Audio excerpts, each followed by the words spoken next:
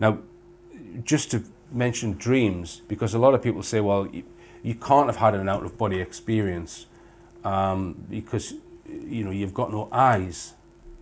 You need your eyes to be able to see if you've gone somewhere else. Well, what about dreams?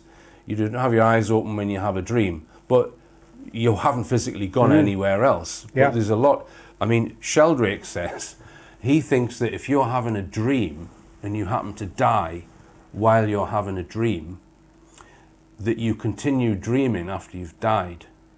So your body's dead, you're gone, you've been buried, and that dream continues on. What do you think of that, Andrew? Yeah, well, he does say that, and I think, if you look at the near-death experience, the most automatic response is that it's not, near-death experiences are not real, they're just dreams.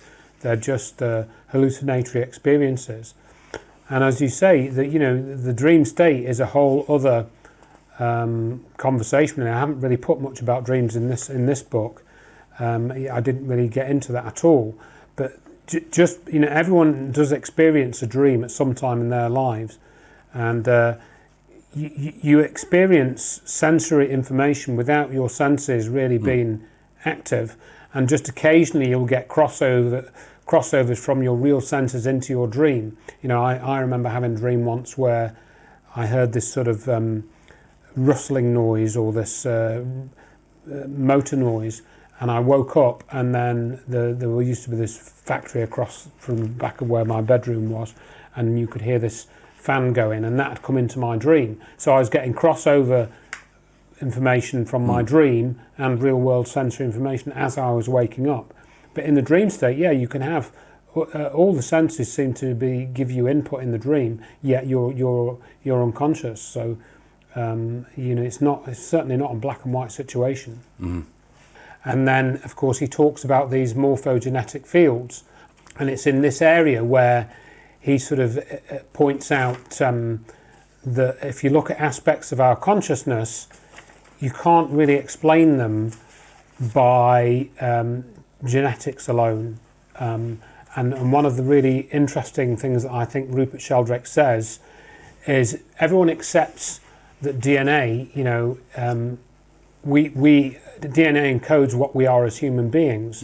So we have DNA in every cell of our body, and you can, each person has a DNA fingerprint that, your DNA is different to my DNA, but it's like 99.9% the same, but there are enough differences that we can use it for a forensic sort of evidence.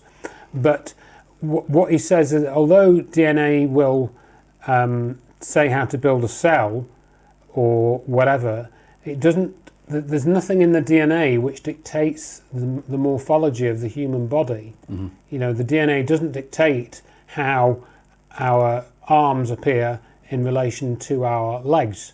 That isn't encoded in the DNA. So it's like the DNA sort of encodes the bricks, but it doesn't encode the design of the house, as it were. Yeah, he says that the cells in the arms are the same as the cells in the legs. There's no difference to them at all. Exactly. So how does it know it's an arm cell or a leg cell? Yeah, where does the information come from that actually gives us a human form, a bipedal humanoid form? And he argues that these morphogenetic fields have information in them which kind of like build up over time, and that itself is all part of the consciousness puzzle, and that aspects of our consciousness too therefore must be in these what he calls morphogenetic fields, or something like this. And I mean, while we're on that sort of area, one of the good scientific areas of study which I think kind of proves that to some degree is this idea of cellular memory. If you have a heart transplant and you receive a heart from a donor, there's been multiple recorded instances now where the receiver of the heart starts to take on characteristics and sometimes memories from the donor. They'll develop a liking for a certain type of crisps, or they'll develop certain mannerisms or certain behaviours, and those behaviours are then found to have been ones which the donor had. but the person that receives the heart or the liver has no knowledge of who the donor was. In fact, that information is normally, in most cases, kept confidential. So how can it be that this person, like there's one well-known story where a man received the heart from somebody who was shot in the face and killed, and he went, he was going to the bathroom in the morning, looking in the mirror and seeing himself being shot in the face, and this became very difficult for him to deal with. So this again seems to sort of imply that parts of our consciousness get they impinge on the cells and the organs of our body, but science has no obvious mechanism for this. And again, Rupert Sheldrake argues that because we've got these morphogenetic fields, it's a two-way thing.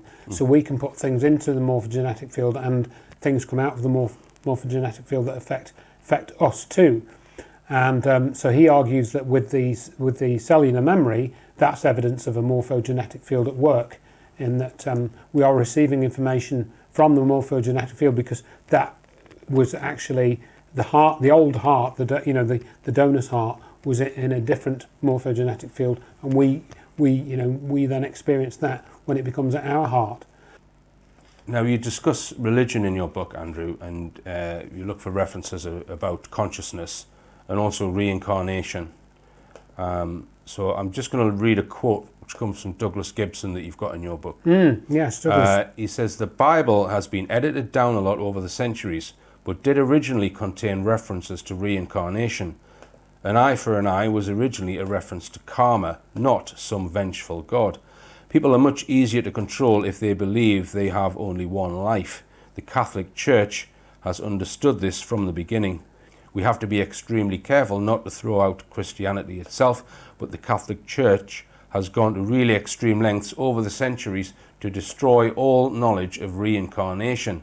The Essens, the Albigensians, the Cathars, the Knights Templar, and the Rosicrucians were all Christian sects that believed in reincarnation, all ruthlessly destroyed by the Catholic Church. The Anthroposophical Society is currently the main organisation flying the flag for Christian reincarnation. I'm surprised Steiner House in London hasn't been burned down yet." So, yeah, he's basically saying that the Abrahamic religions, let's say, really have been messed with for agendas of human beings. And I would go along with that. And I just want to mention the book Gods of the Bible by Mauro Biglino. And somebody informed me about this book, and I read it, and this book really was a massive eye-opener for me. And it's going to be covered in my next book. And what it does is it basically explains the origin of the Abrahamic religions, and the Old Testament, and the oldest version of the Old Testament, he's translated it literally and spelled out exactly what it's saying, and it's a completely different story to the modern day Abrahamic religions. They were not talking about what people think. I'm not going to go into it here because it's not part of this interview, but I mean, it overlaps with some of Sitchin's work and people like von Daniken and others who, and it just paints a completely different picture of what was going on the planet 1000 BC and earlier. So yeah, but you seem to have more respect for other religions such as Hinduism. You think that reincarnation's been left in there, and there's a quote about Hinduism. This quote comes from Sean McHugh, who says that Hinduism isn't an organized religion and only assists personal inquiry. It has no founder, no prophets, no overall leaders, no regulating institutions, no historical events to accept, no single theological and no ethical system. It also has no identifying clothes, while for much of its history it even had no name to demark and separate it from other religions. So yeah, we can see that it's, in other words, to summarize, it's remained true to itself, let's say. So do you just want to explain what it says about reincarnation? It basically says it's true that we reincarnate through many different bodies, and you believe that, Andrew? Yeah, I mean, I think Hinduism seems to me to encompass many of the ideas and beliefs which I've kind of come around to, but from not from knowing about Hinduism or being, studying Hinduism even. I mean, I was brought up a Roman Catholic, and we were never really taught about reincarnation. And the only way that you pick up the idea is, you hear these conversations like, you hear some very worldly wise young child, he's been here before, she's been here before, or whatever, or in my next life I want to come back as a dog, or something, or a cat, or whatever it is. But with I've obviously digressed from Hinduism, but again, if you look at Hinduism as a whole, there is lots of stuff in it. There is stories of these Vimanas, for example, in their scriptures. The Vedic scripts talk about basically flying saucers or spaceships back in ancient times. So Hinduism seems to have just about everything in it, and yet it isn't something that is.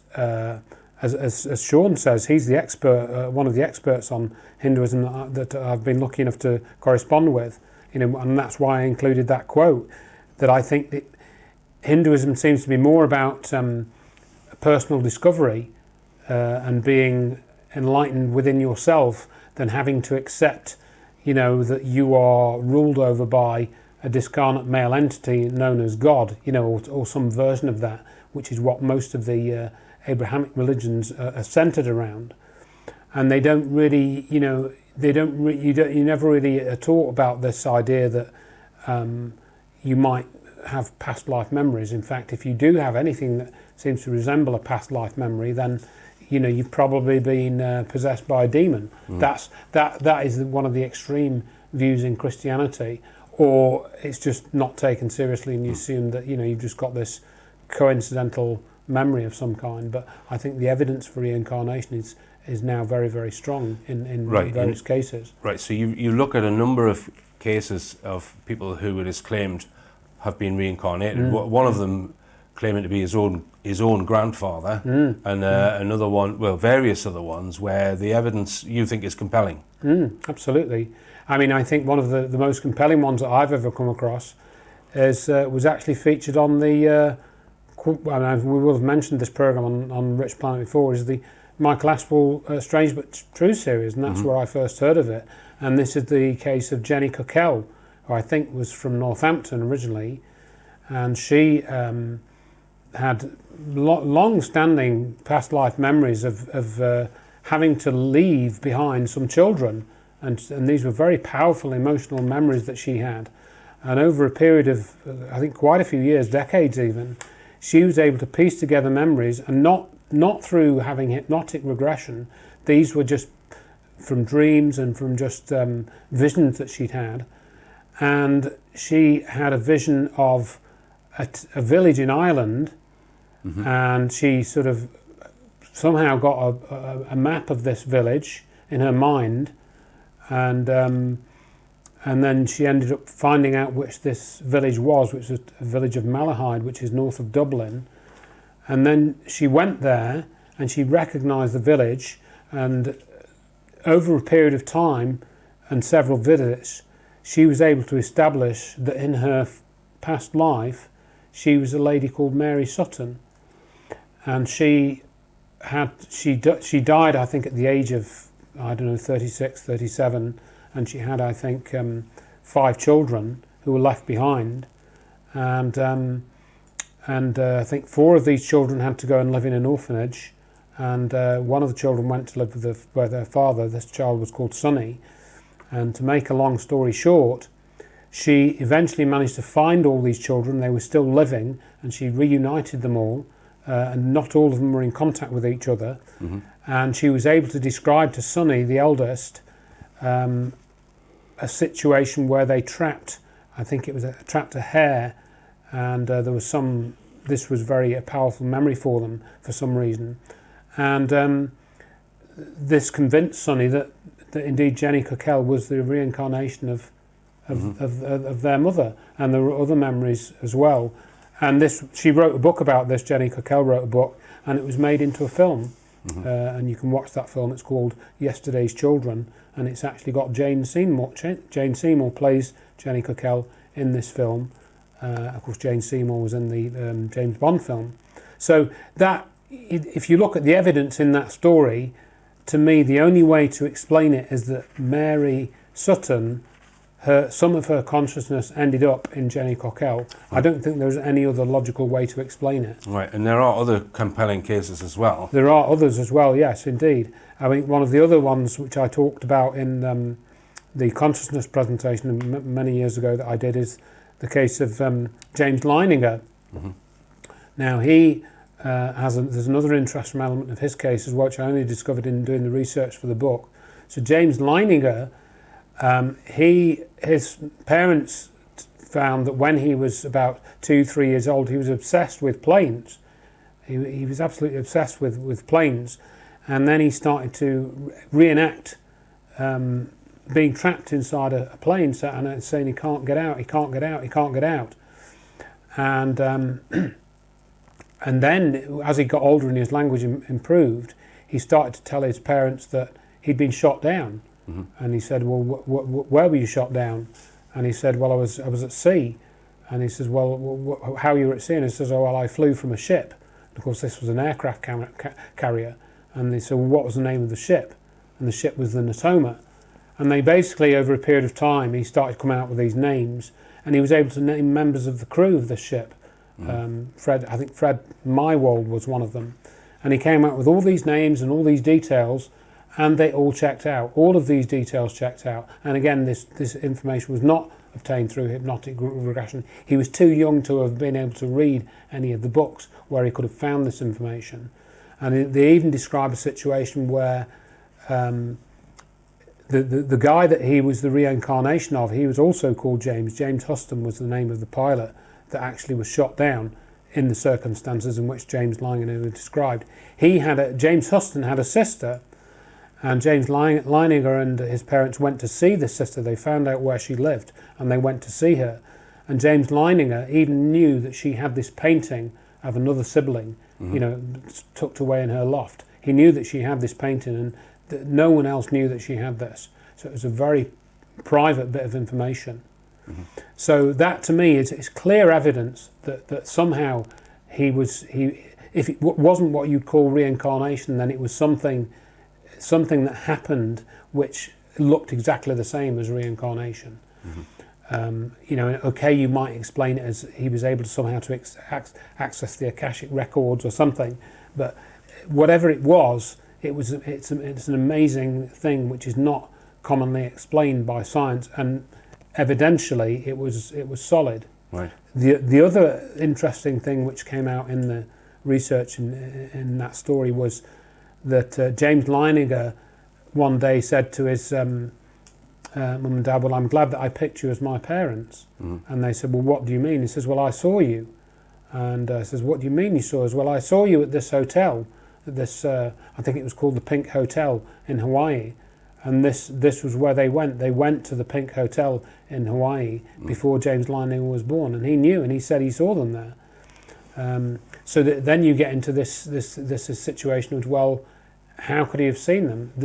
So it seems that his consciousness was disembodied, was not even in his body, and yet he was able to find information about his parents before he was even born. So, really, you need to read the whole book if you want to get a grasp of it all.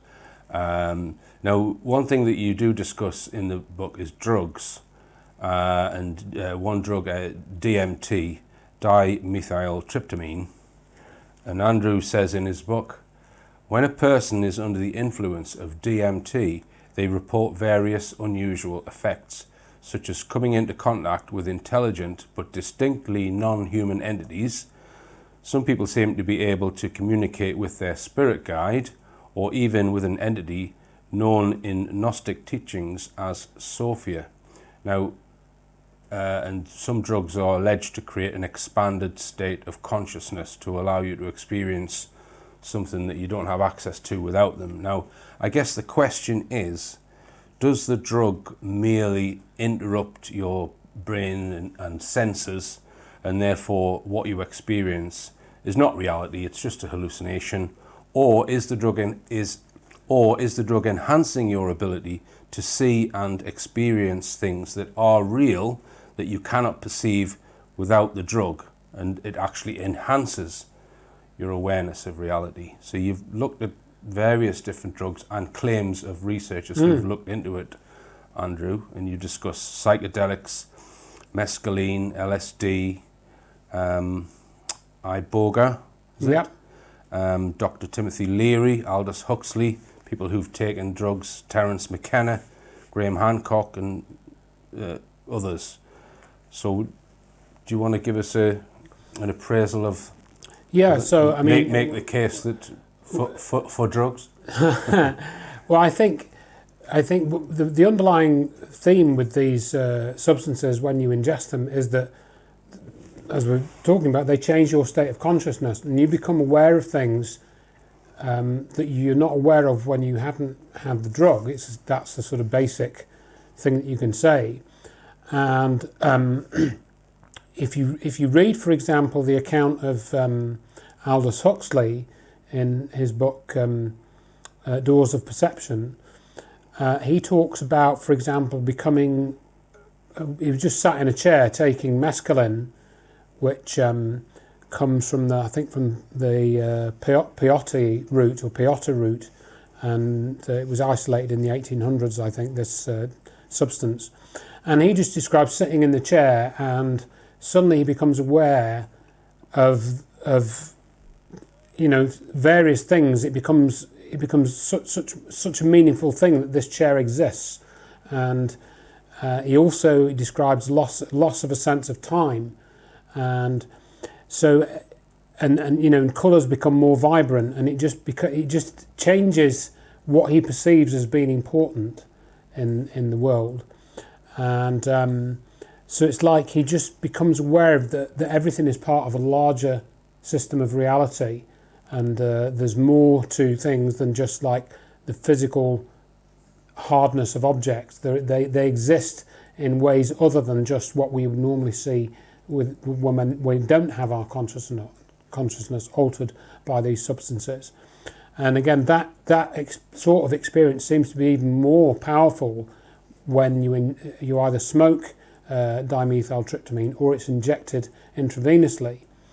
And it's like you go off on this trip and you encounter these beings, and they've been described in various ways. Some Rick Strassman's accounts that are in his book, The Spirit Molecule. The people that took part in his trials of DMT report meeting these beings that are like greys, like grey aliens. Mm-hmm. And he even draws a parallel between some of the abduction experiences and the experiences that his volunteers described when he'd been given, I think, 40 milligrams of DMT.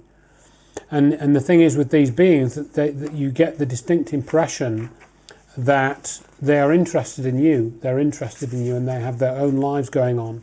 And the other thing that's interesting that's described in those experiences is that you really need to read his book to get all of this, is that you can have one experience and then that finishes, and then you can have a subsequent experience, and it appears that these beings sometimes pick up where they left off, as if they're kind of waiting for you to come back into this realm of expanded consciousness. Some of the people reported on that.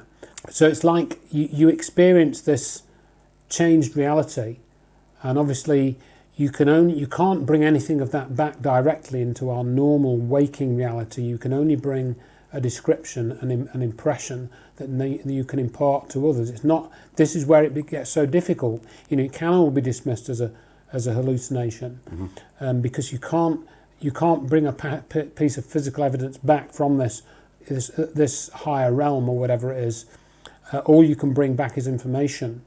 So that is always going to be the difficulty with verifying these sorts of accounts. Many of them can only be, at the very least, partly verified, because people have similar experiences, people from diverse cultures and diverse interests. So when you study these experiences collectively, the idea that they're hallucinations becomes much less likely. Right, and the problem is that a lot of people who have these experiences will say, I can't explain what it is to you without you experiencing it yourself. You have to experience it. You can't debunk it unless you've done it yourself, because I can't really explain what it's like to experience this sort of awareness. Not that that's the right word, but so, and it's interesting that you make the point that generally in our culture it's the drugs that don't produce these effects are the ones that are legal. That's right. I mean, this is, many people have argued this.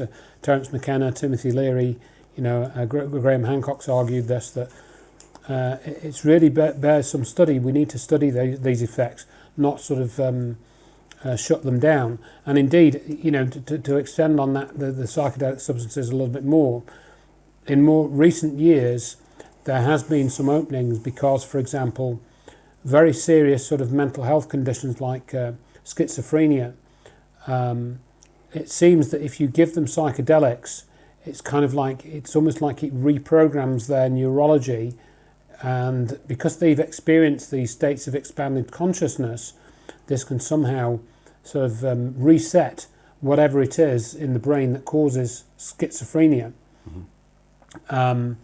And there is another case which I discuss in the book, and I recommend that people watch this film. It's a fairly recent film called Dosed, and it was independently produced, and it follows the story of a drug addict. I think she was actually a heroin addict called Adrienne, and from Vancouver, and she has a very serious heroin addiction, and she's given methadone as well, because that's one of the prescription drugs that they give to treat heroin addiction, although it doesn't really treat it. And she really got to the point where her life had got to the point where she knew she was going to just commit suicide. And so they initially started giving her psilocybin, which is another psychedelic, which is found in these magic mushrooms. And this had a small effect on her, but it didn't break her addiction to heroin. But ultimately, if you watch the whole film, she ends up being taken to this place, this therapy, this place where they give therapy in what's called ibogaine or iboga, which is another plant extract. And this is a very powerful, I've not heard of this before I watched this film.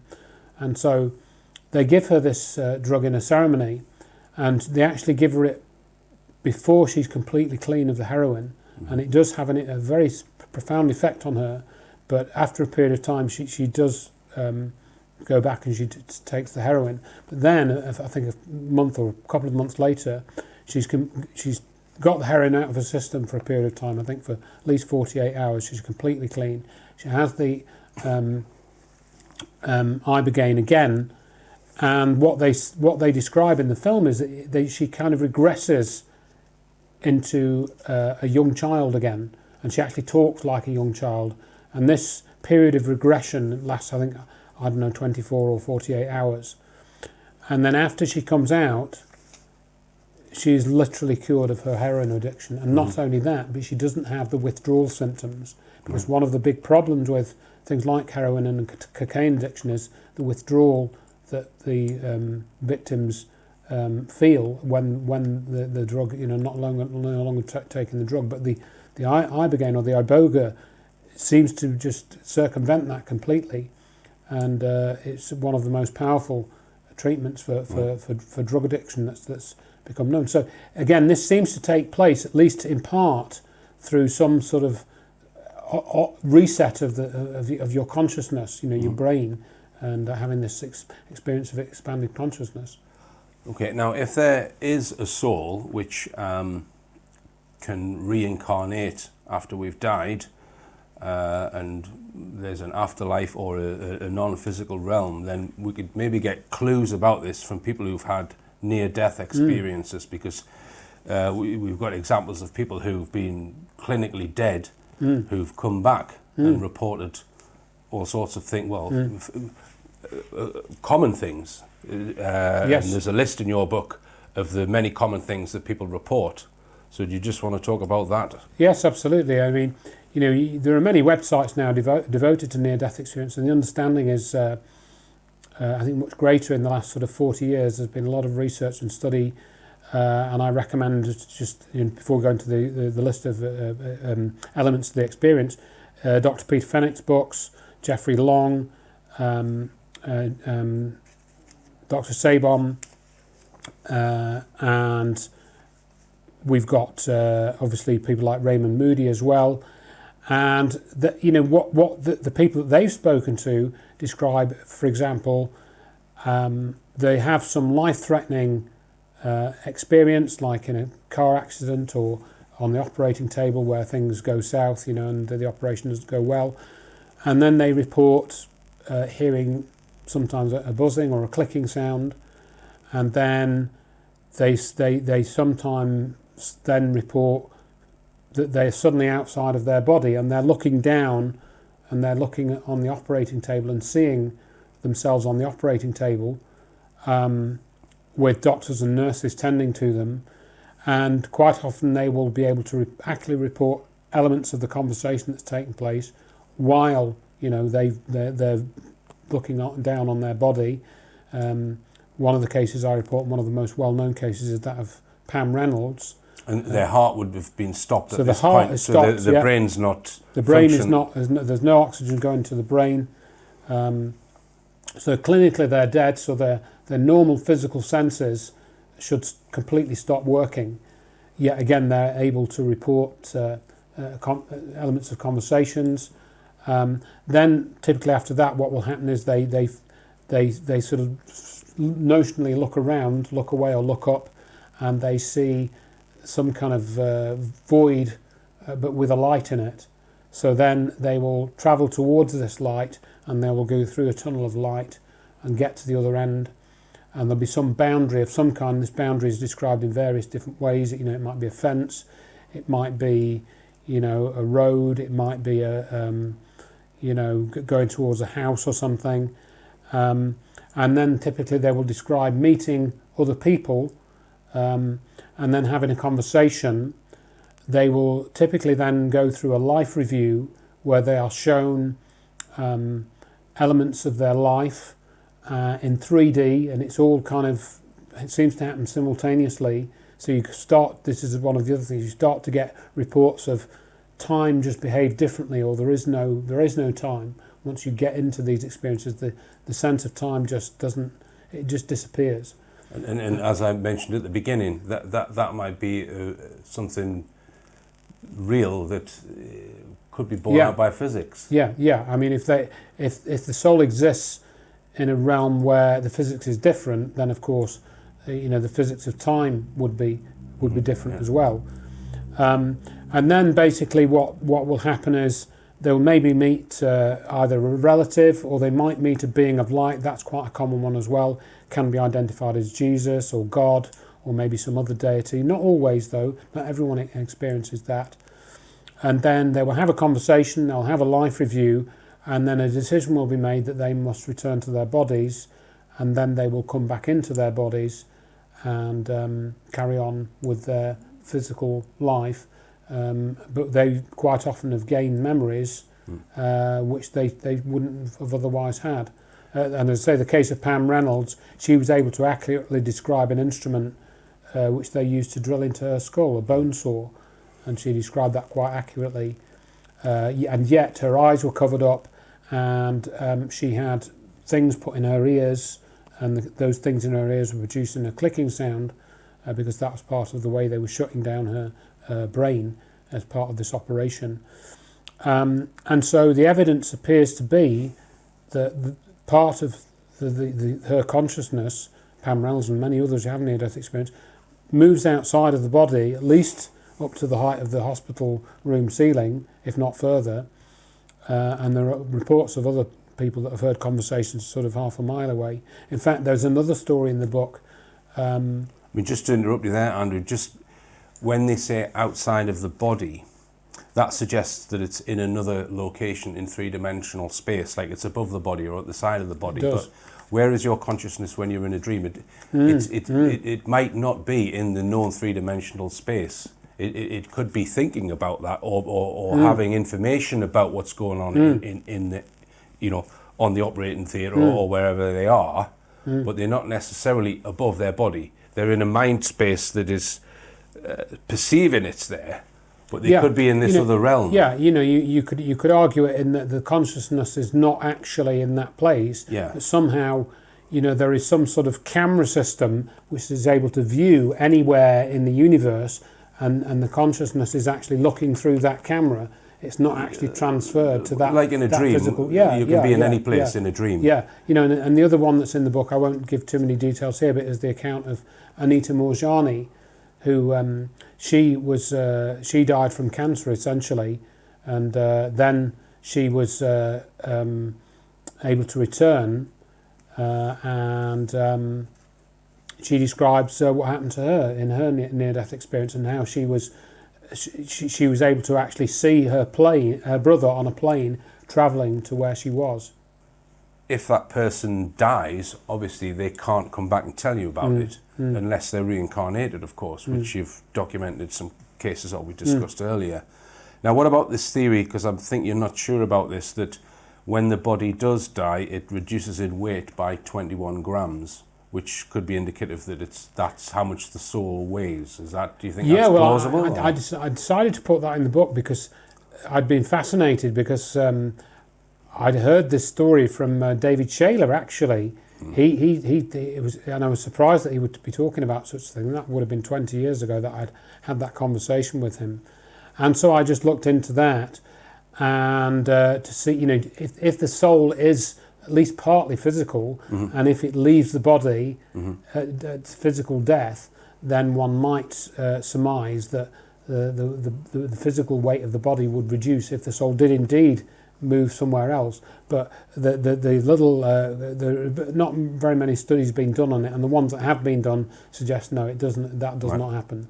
All right, I'll just read a quote from Manly P. Hall, which sort of encapsulates what we've just been talking about. He says, "The heavy diving suit is the physical body, and the sea the ocean of life.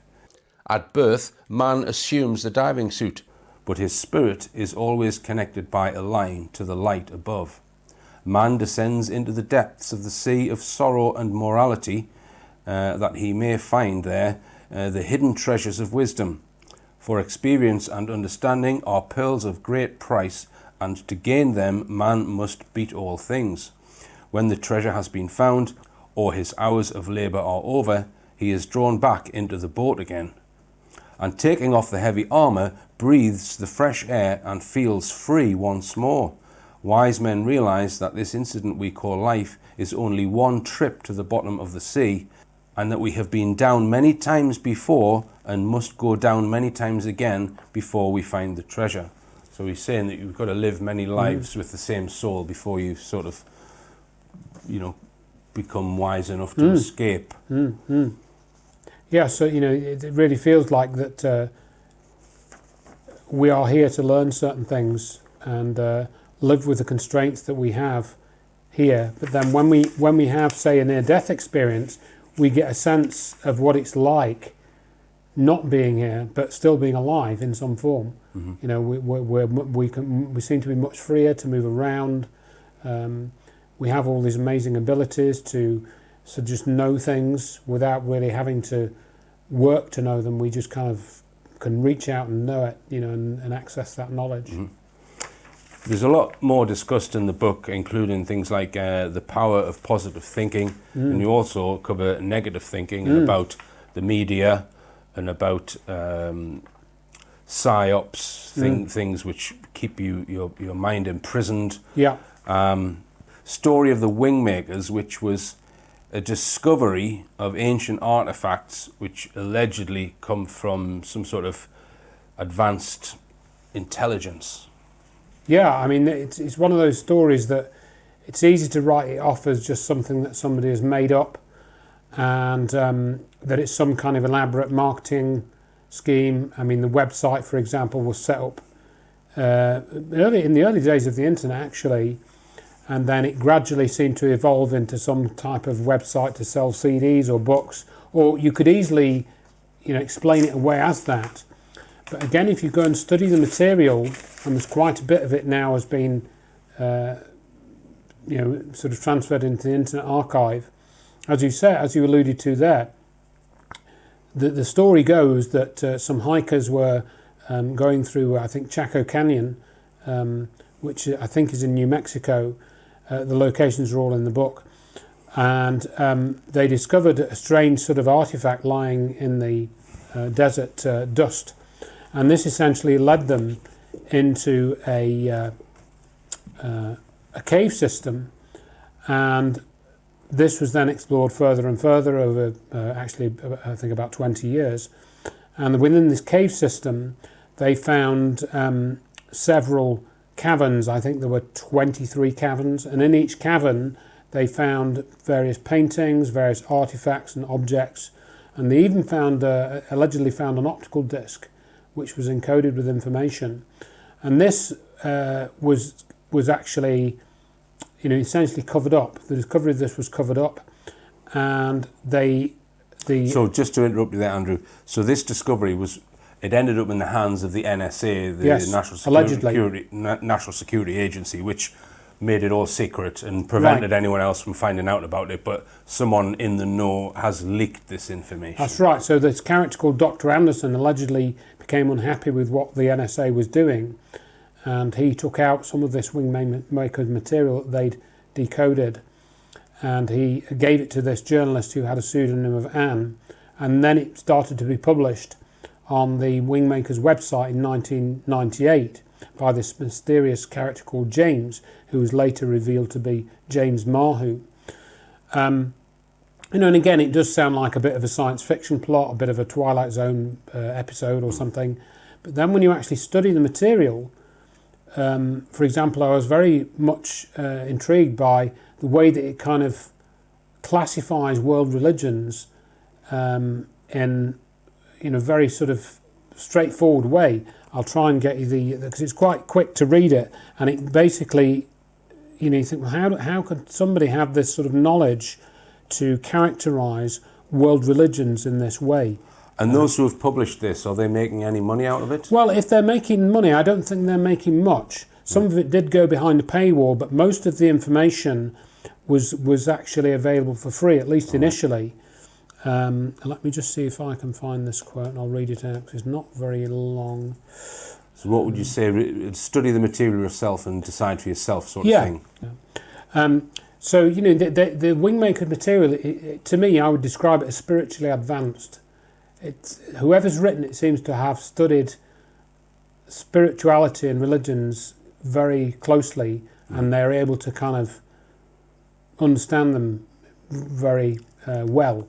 And there's one section in the Wingmaker's glossary which talks about models of existence, and it's not very long, I'll just read this out. It says, there are two dominant models of existence that shape the interaction and destiny of the human race.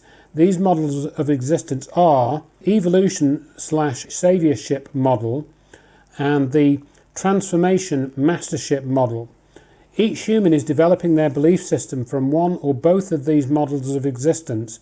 The evolution saviourship model is the dominant model that is promulgated by the hierarchy, and it describes the hierarchy as kind of like the overarching system that runs everything. Its basic tenets are that life evolves through the hierarchy's teacher-student methodology, and that various teachers or saviours are presented to the human race that enable sub-hierarchies to develop and control information. In so doing, individuals are disempowered and disconnected from their sovereignty. The underlying equation of this evolution saviourship model of existence is human instrument plus hierarchy equals God connection through saviourship. So they're kind of arguing that you establish your connection to God through somebody else, through a religion or a priest or something like that. Mm-hmm. And it goes on. In the case of the transformation mastership model of existence, its principal tenets are that the entity is limitless, deathless and sovereign. All the information flows from source intelligence to the entity, and it is therefore the responsibility of the entity to become self-enlightened and self-liberated by attuning itself to source intelligence and then detuning itself from the hierarchy. Each becomes their own master, and each transforms from a human being to a sovereign integral. This is the terminology that they use to describe individual souls, this sovereign integral concept, within the cradle of time and space. So it's talking about as being held in time and space. The underlying equation of the transformation mastership model of existence is entity plus source intelligence equals prime creator equality. One of the challenges in the individual is to recognize these two dominant models of existence and integrate them in order to design a synthesis model. The synthesis model is slowly emerging on Terra Earth and with high probability will ultimately become the dominant model of existence in this universe. It will be the model of existence that is best able to unify consciousness without impinging on the sovereignty of the entity and prime creator. It will allow the entity to be the vibrant container of source intelligence and explore new fields of vibration as a fully conscious outpost of prime creator. And so that in a short paragraph really it kind of succinctly described what I felt was going on with all of this, with all of our spiritual development. And if you compare, like, so for example, Hinduism to Catholicism, that kind of comparison is embodied in what I've just read out, and so much more as well. I put another quite long quote in the book. I won't read it out here, from Manly P. Hall, that was written probably in the 1940s, 1950s. In fact, no, it was earlier than that, in the 1920s. His book, Secret Teachings of All Ages, and there's a whole passage in that which is quite similar to that. It has very strong parallels, and this is what intrigued me, that you can find such teachings throughout these different religions, and even in supposedly secular teachings like the Wingmakers. That's what one of the things that impressed me about it. Yeah, now, there are a number of people who've expressed what we're trying to express in this interview in their own way, and one of them is Bill Hicks. So you wanted to read out a few quotes from Bill Hicks just to finish on. Yeah, well, there's a couple of his quotes which I mean, when I read them, I was kind of blown away, really. I mean, Bill Hicks was this American comedian who died at the age of 33, and there's some mysteries sort of surrounding that I mentioned in the book. So you can find them online as well, but you can read them in my book. But I think it was quite a good quote to put in here because it ties together several of the things that you and I have just been discussing in this interview. And Bill Hicks was this very blue comedian, and in his routines he would just suddenly change the subject from sort of blue humour to talking about, expanded consciousness, basically. He also used to rant about, psychedelic drugs or things like LSD getting a bad rap. And he read out an example of a mainstream news story that you would never have heard being broadcast. And he said, imagine this. Today, a young man on acid realised that all matter is merely energy condensed to a slow vibration, that we are all one consciousness experiencing itself subjectively. There's no such thing as death. Life is only a dream, and we are the imagination of ourselves. Here's Tom with the weather. And so that, to me, it just, in one short sentence, again encapsulates many of the things that that we've been talking about. And again, he in another performance, he summed everything up. This again, I've just put this quote directly in the book, and you can find the video clip of him saying this. The world is like a ride in an amusement park, and when you choose to go on it, you think it's real, because that's how powerful our minds are. And the ride goes up and down and round and round. It has thrills and chills and is very brightly coloured, and it's very loud and it's fun for a while. Some people have been on the ride for a long time. They've begun to question, is this real or is this just a ride? And other people have remembered, and they've come back to us and they say, hey, don't worry, don't be afraid ever, because this is just a ride. And we kill those people. Shut him up. Shut him up. I've got a lot invested in this ride. Look at the furrows of worry on my brow. Look at my big bank account, my family. This has to be real. but it's just a ride. And he talks about the demons running amok, and he says we can change it anytime we want. It's only a choice, no effort, no work, no jobs, no savings of money. A choice right now between fear and love. The eyes of fear want you to put bigger locks on your door, buy guns, close yourself off. The eyes of love instead see all of us as one. Here's what we can do to change the world right now. And he talks about, taking away all the money from defence budgets. And then he says, we can explore space together, both inner and outer, forever in peace. And to see that at the end of a comedy routine, I had to wonder, well, if he's going around saying things like that, why did he die so young? Why did he die at the age of 33? Reminds me of the John Lennon quote that you've got in there as well, which is, if you want peace, then be peaceful. Well, that's essentially what I think he was saying. That I think was my paraphrasing of him, really. But yes, you need to have inner peace before you can have outer peace, I think, yes. Right. Good advice. And thank you for coming in, Andrew, to discuss the book. It's quite different from the topics that we normally discuss, which usually are quite depressing. The things that we have revealed, they're not. We're revealing. We have revealed a lot of evil in the world, but this book is entirely different. It's the opposite, really. So hopefully people find it enlightening, positive. Maybe if you're in pain or struggling in life or what have you, perhaps reading this might just give you a slightly different perspective on reality. I hope so. Okay, all right, Andrew. So remember, believe none of what you hear and question everything you see. I'm Richard D. Hall. Good night.